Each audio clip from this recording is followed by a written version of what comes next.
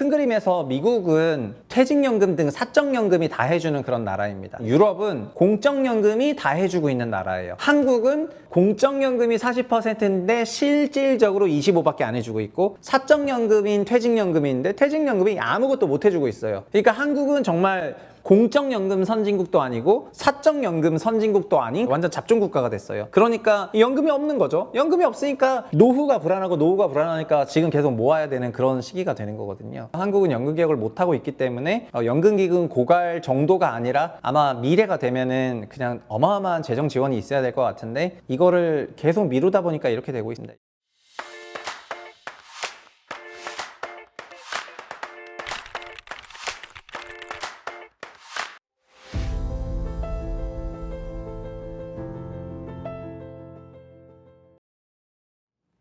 안녕하세요, 최부심입니다. 오늘 국민연금 개혁에 대해서 조금 짚어보려고 합니다.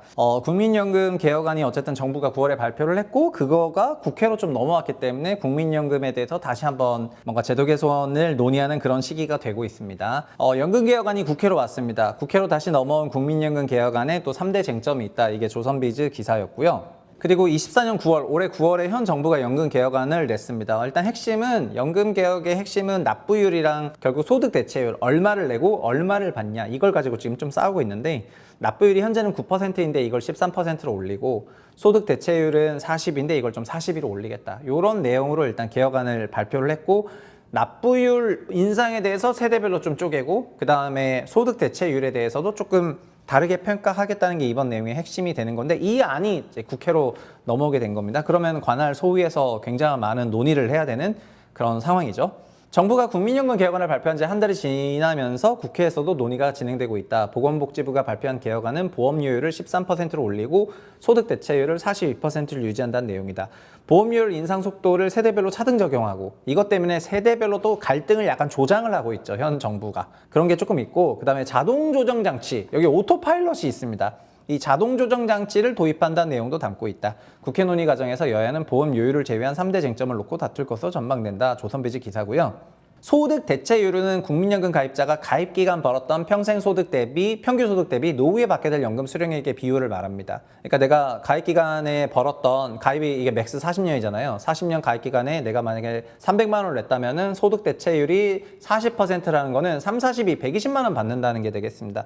현재 우리나라 국민연금 평균 수령액은 60만 원입니다. 60만 원이어가지고 연금을 막 몇백만 원씩 받으시는 분도 있지만은 평균적으로 60만 원밖에 못 받고 있습니다. 왜냐하면 40년 다 납부하신 분이 없으세요. 거의 없어요. 그러니까 99년부터 국민연금을 실제 받게 했기 때문에 그만큼 받으시는 분이 없는데, 앞으로 그러니까 10년, 15년 후에 은퇴하시는 분들은 연금을 많이 납부했기 때문에 소득 대체율이 지금보다는 좀 올라가겠죠? 근데 이거가 과거에 논의할 때 2008년 50%에서 소득 대체 40%를 목표로 매년 0.5씩 낮아지고 있는데 올해는 42입니다. 정부의 연금 개혁안이 이걸 42로 고정하자는 거고요. 현재의 보험료율 9를 소득 대체율 40%로 유지되면은 국민연금 기금이 56년에 고갈되는데, 보험료를 그래서 13%로 올려서 72년으로 늦춘다. 이런 내용이 되겠습니다. 소득 대체 42%는 또 바뀔 수도 있는데, 왜냐하면 소득 대체를 이거를 더 높이자는 그런 얘기들이 조금 있거든요. 높이자는 얘기도 있어가지고 그런 것 같습니다. 사실 우리나라가 명목으로는 40%를 추구하지만은 실제로는 25%밖에 안 되거든요. 왜냐하면 납부 기간 자체가 길지 않아서 그렇습니다. 그래서 이걸 다시 높여놔야 그 이후에 이제 확 높아지는 거 아니냐, 이런 얘기인데, 조규용 복지부 장관은 그렇진 또 않다 이러면서 국회에서 논의될 수 있도록 하겠다, 이런 얘기를 했고요.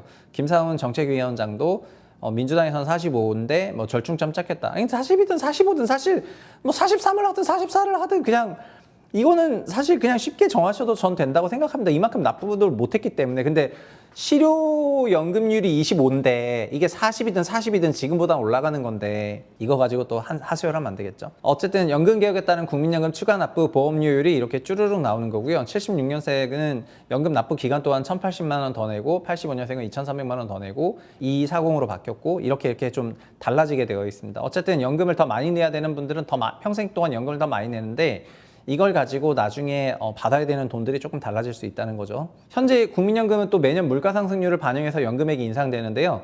여기서 오토파일럿을 넣겠다는 게 지금 현 정부안이거든요. 이게 뭐냐? 국민연금 보험료를 내는 인구가 줄거나 수명이 길어져서 연금 수급 기간이 길어지면은 연금액의 물가상승률 인상액에 오토파일럿을 넣어서 차감하겠다는 겁니다. 자동 조정 장치를 반영해가지고. 그래서 이게 도대체 언제 도입이 되고 얼마나 차감이 되냐 이런 게 조금 질문이었는데 조선비즈 기사가 그거를 조금 분석을 했습니다. 정부 한도 연금액이 매년 0.3% 정도는 오르도록 했고요. 보험료를 가장 많이 낸 사람이 최고위 가입자가 최소한 낸 금액만큼 돌려받을 수 있게 했다. 이렇게 약간 일본처럼 갖다 했는데 근데 연금액이 물가 상승률이 2로 계속 가는 걸로 막 2090년까지 그려놨는데 뭐 실질적으로는 물가 상승이 이렇게 내려오겠죠. 우리가 저성장으로 가게 되면 물가 상승률도 이렇게 내려오게 될 것입니다. 그래서 나중에 연금이 사실 2%씩 2090년까지 올라갈 이유는 없지만 이런 걸 가지고 이제 논의를 하면서 연금액 인상률을 이렇게 얘기를 하는 건데 근데 이런 기사를 보면서 이제 뭐 논의할 게 많고 어쩌고저쩌고 이런 얘기를 하는데요. 일단 연금에 대해서 여러 의견이 나오고 통일이 안 되는 핵심을 이해하시면은 납부율, 원가 얼마를 낼 것인가 이거랑 소득 대체 우리가 얼마를 받을 것인가 이런 것도 있는데 마지막으로 하나가 더 있는데 연금 기금이라는 게 있습니다. 연금 기금이 있어야 우리가 연금을 받을 수 있다 많은 사람들이 생각을 하는데 사실 그래서 연금 기금을 고갈하지 않게 하기 위한 그런 금액이 얼마냐 이걸 가지고 지금 굉장히 고민들을 많이 하고 있는 거거든요. 근데 그 부분에 대해 가지고 생각들이 다 다른 것 같습니다. 일단 기금이 있어야 연금을 줄 거라는 생각이 가장 큰 오해인 거는 일단은 알고 계실 거라 생각하고요.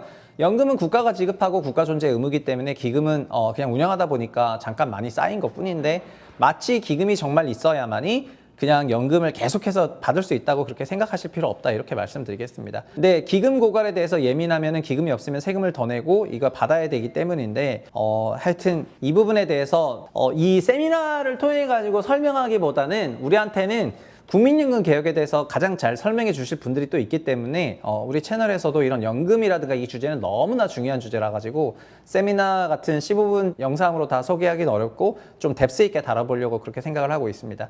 큰 그림에서 미국은 퇴직연금 등 사적연금이 다 해주는 그런 나라입니다. 유럽은 공적연금이 다 해주고 있는 나라예요. 한국은 공적연금이 40%인데 실질적으로 25밖에 안 해주고 있고 사적연금인 퇴직연금인데 퇴직연금이 아무것도 못 해주고 있어요. 그러니까 한국은 정말 공적연금 선진국도 아니고 사적연금 선진국도 아닌 그냥 잡종국가가 됐습니다. 연금에 있어서 완전 잡종국가가 됐어요. 그러니까 공적연금에 대해서 다시 조금 살려보자는 얘기를 하고 있는 건데 민간 사이드에서는 사적연금 키워보자 이렇게 얘기를 하는 거고요. 근데 이미 뭐 사적연금으로 구조를 짜놨으니까 그렇게 가긴 가더라도 국민연금이라도 일단 소득 대체를 25가 아니라 40 정도로 올려놓아야 사적연금 시장에 대해서 논의가 될 텐데 사실 지금 퇴직연금도 말하면 끝도 없이 말할 게 많은데 퇴직연금을 이미 다 찾아 쓰신 분들이 많으세요. 이사 가면서 퇴직연금을 다 찾아 썼기 때문에 퇴직연금이 없다면은 한국은 공적연금밖에 없는데 공적연금은 25%밖에 안 주니까 연금이 없는 거죠. 연금이 없으니까 노후가 불안하니까 지금 계속 모아야 되는 그런 시기가 되는 거거든요. 그래서 이런 상황에서 현 정부의 논의는 어떻게 보면은 국민연금만 가지고 얘기를 하고 있는데 진짜 국민연금, 퇴직연금을 망라해서 총연금제도에 대해서 논의를 해야지 된다 이런 생각이고요. 그런 거 없이 그냥 막 국민연금만 그냥 막 몰고 빨고 하고 있는데 뭐 그것조차도 잘 안 되고 있는 상황이죠. 그래서 일본에서는 연금개혁을 고이즈미 시절에 했는데 이때 막 지지율이 어마어마하게 높았을 때 연금개혁을 했습니다. 어쨌든 결과적으로 일본 연금개혁은 그래도 절반에 성공을 했어요. 절반에 성공을 했고요. 한국은 연금개혁을 못하고 있기 때문에 연금기금 고갈 정도가 아니라 아마 미래가 되면은 그냥 어마어마한 재정 지원이 있어야 될 것 같은데 이거를 계속 미루다 보니까 이렇게 되고 있습니다. 연금개혁은 말 그대로 늦게 할수록 기금 고갈은 필연적이고 기금 고갈 정도가 아니라 한국이 지금 기금이 있기 때문에 이걸 가지고 좀 응용해 보자라고 하는 게 연금제도 개혁이고요. 3.115 같은 그런 연금제도 개혁인데 연금 얘기를 하면서 그런 말씀을 드리겠습니다. 일단 한국은 우리나라가 망한다라고 생각하는 그 뭐라고 부를까요? 그러니까 한국 로컬 패시미즘이 정말 많습니다. 그냥 그 어느 나라에도 없는 수준의 로컬 패시미즘이 있어요. 한국이 정말 망한다고 생각하는 사람들이 정말 많이 있습니다. 이게 사실 피크아웃이 왔다 이렇게 생각을 하는 거죠. 그리고 이런 생각이 왔으니까 그 대응이 두 개로 나뉘는 것 같은데 고쳐보자 바꿔보자라고 생각하는 쪽이 있습니다. 이대로 가면 피크아웃이 확정이니까 이걸 고쳐보자 바꿔보자 이게 좀 한국 살려보자 이게 세이브 코리아 정서가 되겠습니다. 그리고 피크아웃이 왔으니까 이건 막 모르겠고 일단 피크아웃 기조 속에서 한국 망하는 거 확정이고 이 안에서 그냥 나는 진짜 각자 도생해야 되겠다 이렇게 생각할 수도 있는 겁니다. 근데 여기서 저는 정치 얘기 안 할 수가 없는데 현재 우리나라 정치인들이 피크아웃 코리아 상황에서 각자 도생을 하고 있습니다. 정치인들이 우리나라를 위해 가지고 제도 개선하고 제도 바꾸고 시스템 바꾸고 이런 걸 해야 되는 사람들이 그냥 직업 정치인으로서 다음 선거를 위해 가지고 각자 도생하다 보니까 그냥 국민들도 각자 도생하는 거거든요. 결국은 우리한테 뭔가 좋은 선례를 보여줘야 될 사람들이 직업 정치인으로서 각자 도생하는 것이 우리나라가 로컬 패시미즘이 가장 심화된 그런 근본적인 이유인 것 같고요. 국민들이 각자 도생하는 거를 그래서 지금 비난 비판할 수 없습니다. 정치인들이 저러고 있는데 뭐 관료 정부도 마찬가지고요.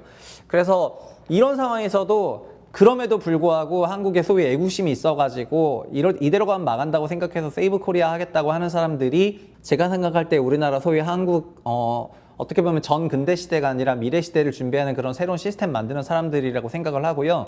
국민연금에서는 저는 3.12로 연금개혁을 발표했던 그 세 분, 이제 카이스트에 있는 김우창 교수랑 유원중 박사랑 이제 원종현 박사 이 세 분이 어떻게 보면은 그 세이브 코리아를 대표하는 그런 지식인이라고 생각을 하거든요. 그래서 우리 채널에서는 이런 분들 모시고 인터뷰하겠다고 한 달 전에 좀 밝혔었는데 인터뷰도 이제 했습니다. 해서 이제 영상도 순차적으로 올릴 거고요. 그리고 연금 주제뿐만 아니라 많은 주제에 대해서는 이대로 가면 망하니까 이걸 좀 고쳐보자고 얘기하는 그런 전문가 풀을 불러서 그분들의 얘기를 많이 들어보는 그런 시간을 가져보도록 하려고 해요.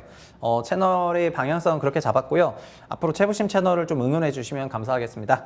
여기까지 하겠습니다.